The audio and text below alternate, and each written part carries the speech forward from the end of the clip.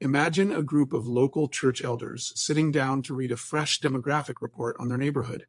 They learn a third of the households within 3 miles have turned over, and 600 new apartment units just went up along the highway. It is highly valuable information. But once the excitement settles, they are left staring across the table, asking the question that every good report eventually produces: what do we actually do on Monday? This is where most congregational planning quietly stalls. The distance between a true insight and a workable plan is much longer than it looks, and nobody hands leadership the bridge to cross it. Ask a congregation for their evangelism strategy, and you will usually get a calendar of events. These are often inherited, doing what worked in 1994, or copying a larger church 2 counties over, rather than designing for the people who actually live here now. Almost no congregational outreach arrives with a monthly figure attached. The commitment is made first, and the budget conversation happens later. Then there is the math problem of phantom volunteers. A plan needing 22 people is adopted by a congregation with 15. Predictably, the same 6 members absorb the difference until they are exhausted. Because there is no stopping rule, nothing that says which effort waits or on what condition, everything launches at once. The result is that 3 of 5 initiatives are quietly abandoned by August. Starting 5 and finishing only 2 teaches the membership a specific expensive lesson. Things announced in this building do not actually happen. A campaign begun and dropped costs far more than a campaign never begun. It spends leadership credibility that takes years to earn back. The evangelistic campaign portfolio exists to fix this disconnect. It takes raw field data and converts it into specific phased plans of work. It is built on a piece of scriptural wisdom from the book of Luke. Do not begin to build unless you have first sat down and counted the cost to see if you can finish it.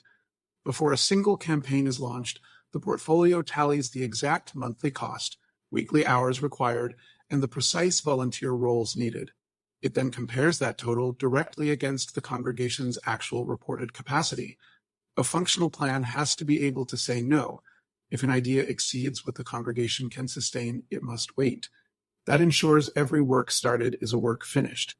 This scaling looks entirely different for a 35-member rural church than it does for a 650-member suburban one. It refuses to assume staff positions or facilities that a congregation does not actually have. When a campaign exceeds capacity, it enters conditional deferment, waiting on a specific condition to launch. For instance, visits reaching mobility-limited individuals are gated until a step-free baptistry is built or a building agreement is signed. Identifying a physical bottleneck in week 1 is a strategic advantage.